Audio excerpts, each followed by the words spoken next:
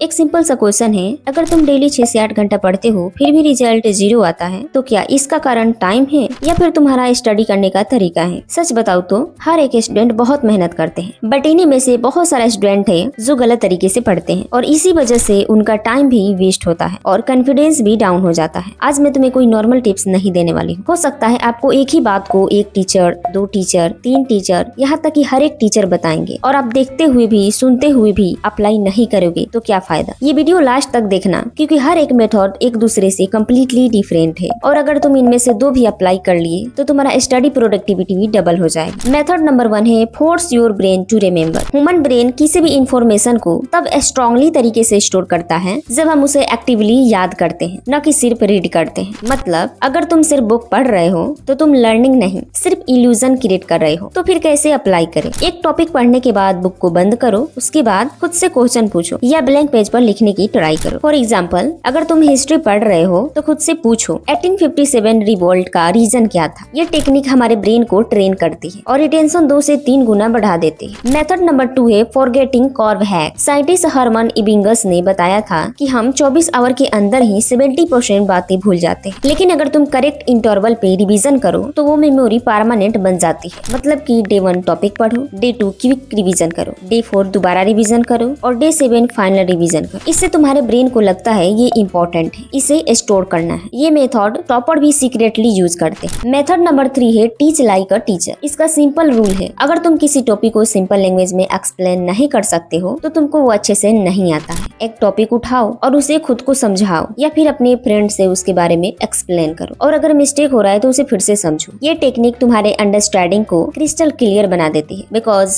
मैं भी ट्राई किया हूँ। मेथड नंबर 4 है मिक्स सब्जेक्ट स्मार्टली। एक ही सब्जेक्ट को घंटों यानी कि लगातार मत पढ़ो। इंस्टेंट 1 आवर मैथ पढ़ो, 1 आवर साइंस पढ़ो, 1 आवर इंग्लिश पढ़ो। जब आप इस तरीके से पढ़ते हो तो ब्रेन ज्यादा एक्टिव रहता है और बोरेडम यानी कि बोरिंग कम होता है। इससे तुम्हारी प्रॉब्लम सॉल्विंग एबिलिटी भी इम्प्रूव होती है। मेथड नंबर 5 है नॉट टाइम मैनेजमेंट। सब लोग बोलते हैं टाइम मैनेज करो, पर रियलिटी है तुम्हारा आउटपुट डिपेंड करता है तुम्हारे एनर्जी लेवल पे। देखो ये बात सब कहते हैं और मैं भी कह रही हूँ। मॉर्निंग के टाइम आपका ब्रेन फ्रेश होता है, फोकस स्ट्रॉन्ग होता है और मेमोरी फास्ट काम करती है, बट कुछ पर्सन के लिए। लेकिन रात के टाइम भी वेस्ट नहीं है। इवनिंग के बाद ब्रेन रिवीजन और क्रिएटिविटी में बेटर परफॉर्म करता है। इसलिए जो चीज तुम सोने से पहले रिवीजन करते हो वो स्लीप के दौरान स्ट्रॉन्ग मेमोरी बन जाती है। खुद को टेस्ट करो, मॉर्निंग में बेटर परफॉर्म हो रहा है या फिर नाइट में। जब तुमको फोकस मिल रहा है वही तुम्हारे लिए बेस्ट टाइम।